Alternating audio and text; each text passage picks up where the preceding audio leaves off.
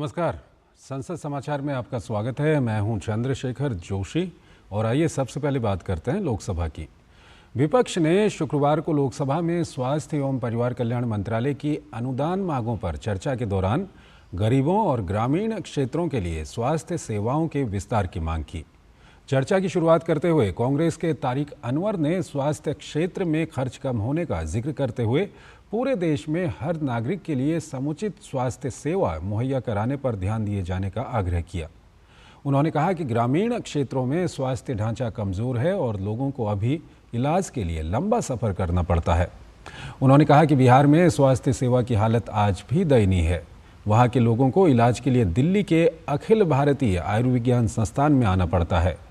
कांग्रेस सांसद तारिक अनवर ने देश में स्वास्थ्य विभाग का स्वास्थ्य ठीक नहीं होने का दावा करते हुए कहा कि कभी चिकित्सकों की तुलना भगवान से की जाती थी, लेकिन आज चिकित्सा का पेशा व्यवसाय का रूप ले चुका है।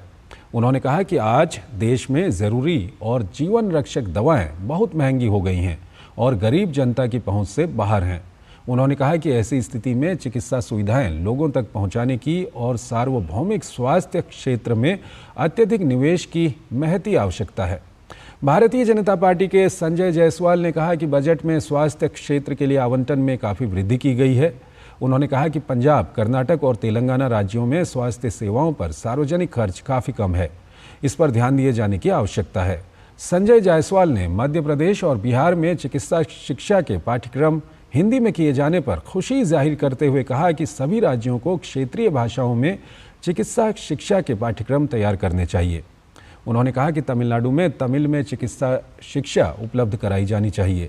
समाजवादी पार्टी के लालजी वर्मा ने स्वास्थ्य सेवाओं का बजट बढ़ाए जाने की मांग करते हुए सुझाव दिया कि प्रत्येक मेडिकल कॉलेज में पोस्ट ग्रेजुएट तक चिकित्सा शिक्षा के इंतजाम किए जाने चाहिए। उन्होंने कहा कि मेडिकल कॉलेजों में रेजिडेंट चिकित्सक ही मरीजों के उपचार में महत्वपूर्ण भूमिका निभाते हैं। इसके मद्देनज़र वहां पोस्ट ग्रेजुएट चिकित्सा उपलब्ध कराई जानी चाहिए। उन्होंने दवाओं के दामों पर नियंत्रण रखने की मांग की। तृणमूल कांग्रेस की डॉक्टर शर्मिला सरकार ने जीवन बीमा और दवाइयों पर वस्तु एवं सेवा कर समाप्त किए जाने की मांग की। उन्होंने मानसिक स्वास्थ्य पर अधिक ध्यान और गरीबों और गाँवों के मरीजों के इलाज के लिए धन बढ़ाने की मांग की। डॉक्टर शर्मिला सरकार ने आंगनबाड़ी कार्यकर्ताओं, एएनएम और आशा कर्मियों के मानदेय बढ़ाने की मांग की। द्रमुक की रानी श्री कुमार ने गरीबों और गांवों के लिए बेहतर चिकित्सा व्यवस्था करने के लिए अधिक बजट प्रावधान किए जाने की मांग की। उन्होंने राष्ट्रीय पात्रता सह प्रवेश परीक्षा यूजी नीट समाप्त करने और राज्यों को चिकित्सा महाविद्यालयों में प्रवेश परीक्षा देने का अधिकार देने की मांग की। तेलुगु देशम पार्टी के बस्तीपति नागराजू ने बुजुर्गों के इलाज के लिए अलग योजना लाने की मांग की। उन्होंने कहा कि जेनरिक दवाओं से उपचार पर खर्च कम हुआ है, इस ओर और अधिक ध्यान देने की आवश्यकता है। जनता दल यू के रामप्रीत मंडल ने कहा कि भारत में सरकारी मेडिकल कॉलेजों में पढ़ने वाले चिकित्सकों के विदेश में सेवाएं देने जाने पर रोक लगानी चाहिए। उन्होंने कहा कि सभी चिकित्सकों को कम से कम 5 वर्ष ग्रामीण क्षेत्रों में अपनी सेवाएं देनी चाहिए। शिवसेना यूबीटी के राजाभाऊ पराग प्रकाश ने आगामी कुंभ के मद्देनज़र नासिक शहर के अस्पतालों के उच्चीकरण किए जाने की मांग की। उन्होंने आदिवासी जनों की सेवा के लिए चिकित्सा बजट में बढ़ोतरी किए जाने की मांग भी की। राष्ट्रवादी कांग्रेस पार्टी शरद चंद्र पवार के बजरंग मनोहर सोनवले ने गन्ने के खेतों में काम करने वाले मजदूरों के स्वास्थ्य पर ध्यान देने की मांग की। उन्होंने महाराष्ट्र के बीड जिले के अस्पतालों के उन्नयन की मांग की।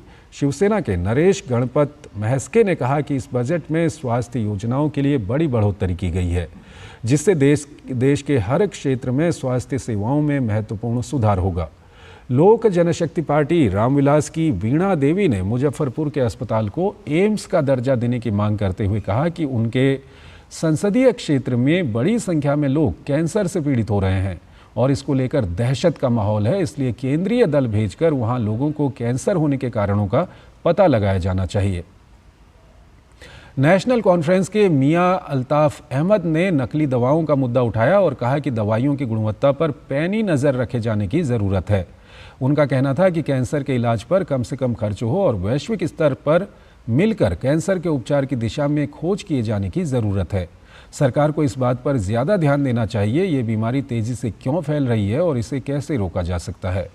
कांग्रेस की प्रभा मल्लिकार्जुन ने आर्थिक विकास के लिए मेडिकल पर्यटन पर ध्यान देने की ज़रूरत पर बल दिया और कहा कि वो स्वास्थ्य क्षेत्र से जुड़ी हैं, इसलिए स्वास्थ्य क्षेत्र में देश को बहुत आगे देखना चाहती हैं।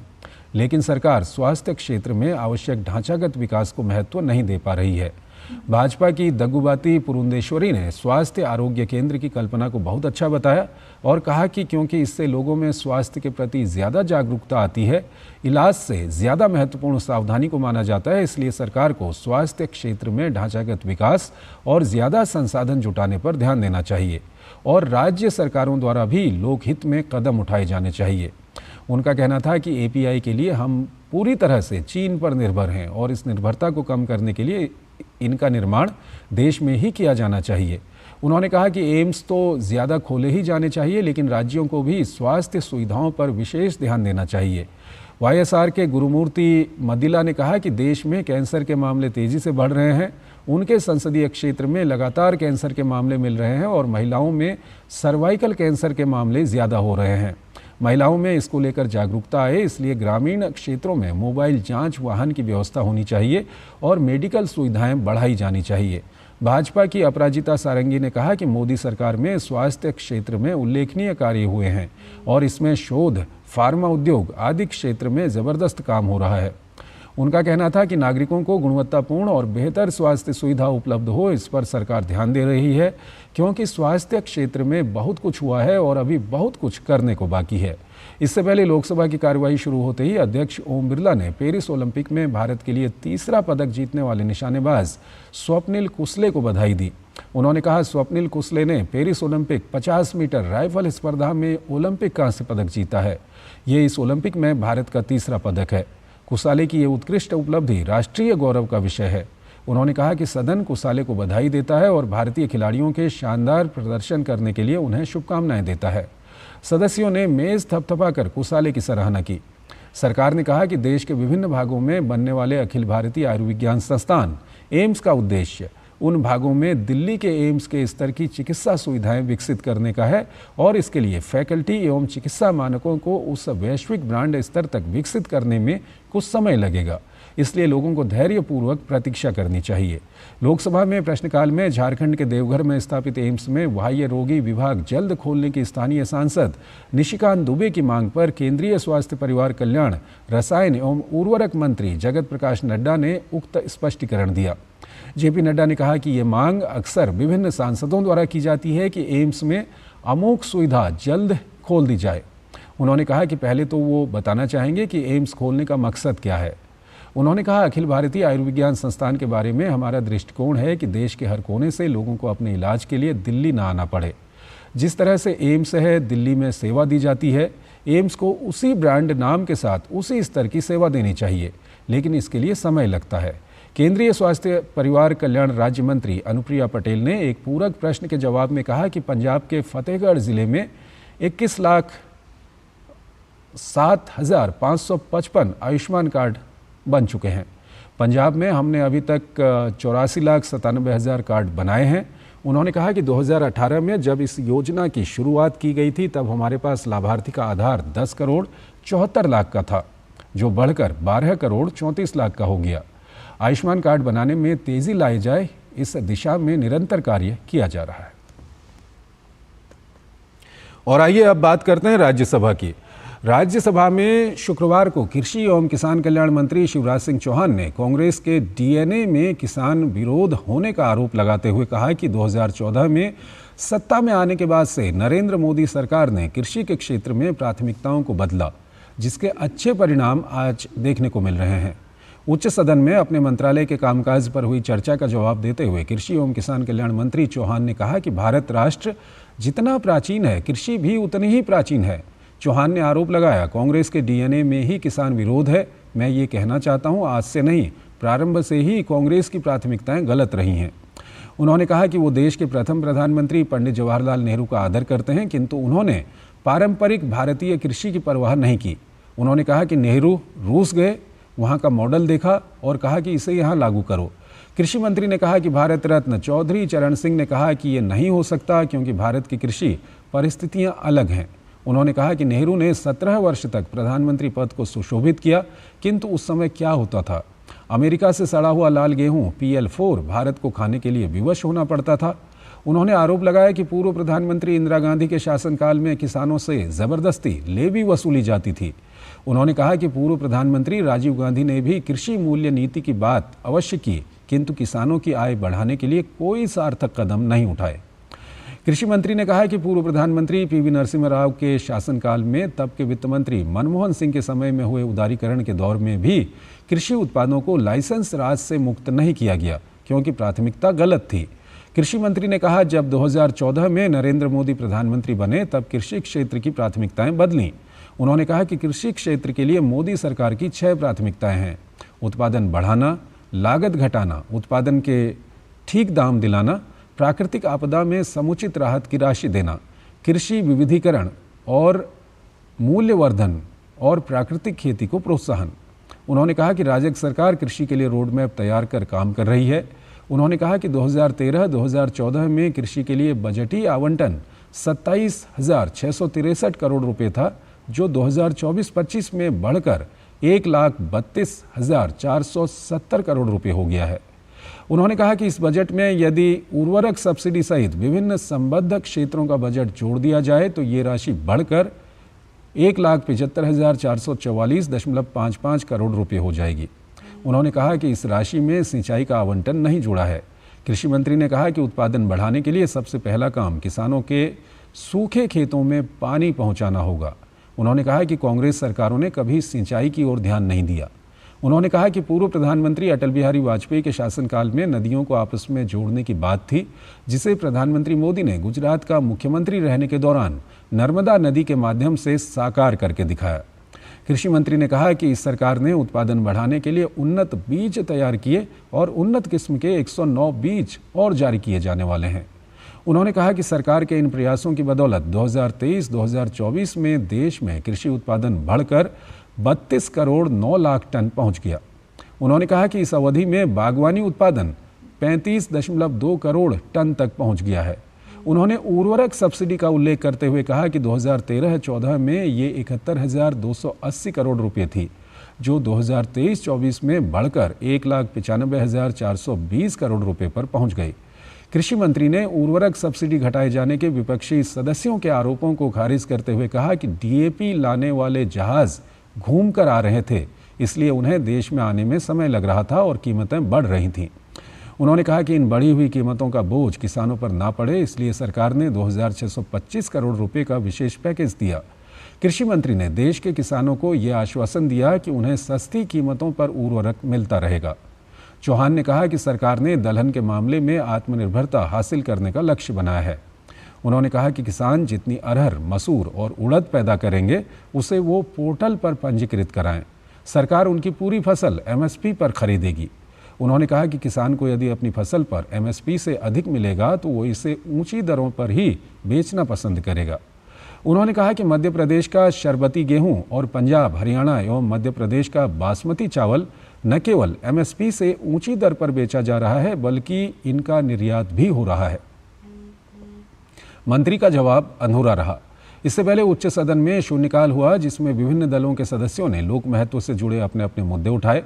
तृणमूल कांग्रेस के समीरुल इस्लाम ने पश्चिम बंगाल के विभाजन के एक प्रस्ताव का पुरजोर विरोध किया और केंद्र सरकार से आग्रह किया कि यदि वो सही मायने में उत्तर बंगाल का विकास चाहती है तो उसे इस क्षेत्र के लिए एक विशेष पैकेज की घोषणा करनी चाहिए।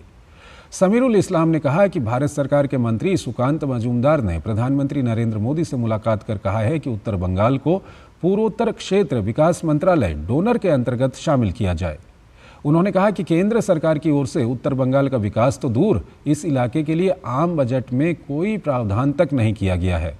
उन्होंने कहा कि भारत सरकार सही मायने में उत्तर बंगाल का विकास करना चाहती है तो उसे पश्चिम बंगाल सरकार को इस क्षेत्र के विकास के लिए कोई विशेष पैकेज देना चाहिए।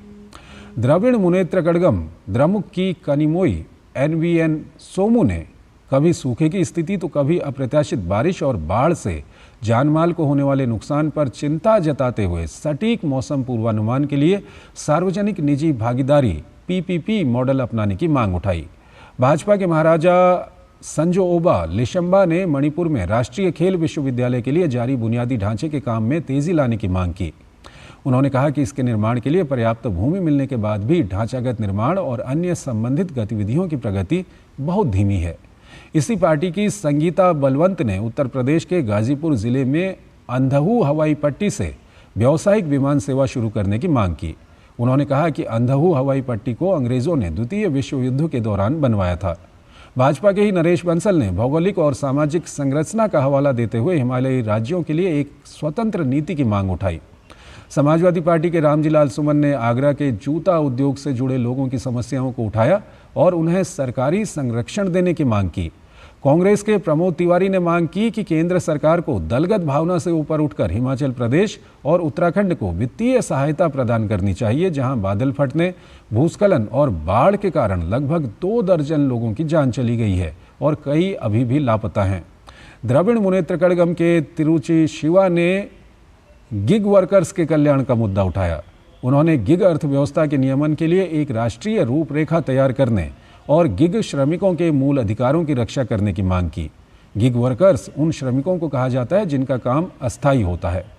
इसी पार्टी के एम षणमुगम ने कृषि क्षेत्र में कीटनाशकों और रसायनों के उपयोग की सख्त निगरानी की मांग करते हुए कहा कि कई देशों में प्रतिबंधित कीटनाशकों का भारत में अभी भी उपयोग किया जा रहा है।